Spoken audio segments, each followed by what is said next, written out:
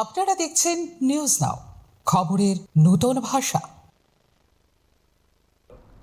ধর্মনগরে 93 লক্ষ টাকার ইট সোলিং রাস্তার কাজে ব্যাপক দুর্নীতির অভিযোগকে কেন্দ্র করে চাঞ্চল্য ছড়িয়েছে। সোনারো বাসা ভায়া ভাগ্যপুর বনবাড়ি পর্যন্ত নির্মীয়মান এই রাস্তার কাজে নিম্নমানের সামগ্রী ব্যবহার ও অনিয়মের অভিযোগ তুলছেন স্থানীয় বাসিন্দারা। অভিযোগের তীর ঠিকাদার বিশুপালের বিরুদ্ধে। ধর্মনগর পূর্ত দপ্তরের অধীন সোনারু বাসা ভায়া ভাগ্যপুর বনবাড়ি পর্যন্ত 93 লক্ষ টাকা ব্যয়ে নির্মীয়মান ইট সোলিং রাস্তার কাজে ব্যাপক অনিয়ম ও দুর্নীতির অভিযোগ উঠেছে।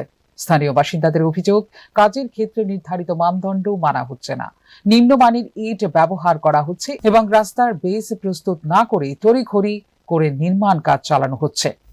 ফলে কাজ সম্পূর্ণ হওয়ার আগেই রাস্তার স্থায়িত্ব নিয়ে প্রশ্ন উঠতে শুরু করেছে। এলাকাবাসীর দাবি, সরকারি অর্থ ব্যয়ে নির্মিত এই গুরুত্বপূর্ণ প্রকল্পে গুণগত মান বজায় রাখার পরিবর্তে ব্যাপক কারচুপি করা হচ্ছে। অভিযোগের কেন্দ্রবিন্দুতে রয়েছেন ভাগ্যপুর এলাকার বাসিন্দা ও সংশ্লিষ্ট কাজের ঠিকাদার বিশুপাল। স্থানীয়দের আরো দাবি, বিষয়টি নিয়ে একাধিকবার সংশ্লিষ্ট মহলের দৃষ্টি আকর্ষণ করা হলেও এখনো পর্যন্ত কোনো কার্যকর ব্যবস্থা গ্রহণ করা হয়নি। বাসা কি এলাকাতে? ওই দক্ষিণে বাড়ি আমার। আচ্ছা আইন দেখবেন আমার বাড়ির সামনে কেমনে করছে আর এই জায়গাটা কেমনে করছে। আচ্ছা ঠিক আছে, আমরা বুঝাচ্ছি যে এই জায়গাটা এটা কোন রাস্তা? এটা সোনার বাসার রাস্তা, আচ্ছা ইয়াকুননগর গেছে রাস্তাটা। আচ্ছা, এটার কাজ এটা করছে যে কোটা ভিডিও আমি না আবার ফাঁসি তোমার জেলও যাই।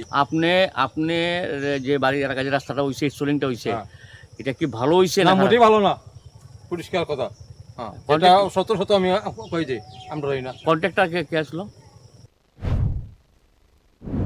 এদিকে অভিযোগের বিষয়ে ঠিকাদার কিংবা পূর্ত দপ্তরের কোনো প্রতিক্রিয়া পাওয়া যায়নি। তবে এলাকাবাসী দ্রুত তদন্ত করে দোষীদের বিরুদ্ধে কঠোর ব্যবস্থা গ্রহণের দাবি জানিয়েছেন। ফিউরো রিপোর্ট, নিউজ নাও।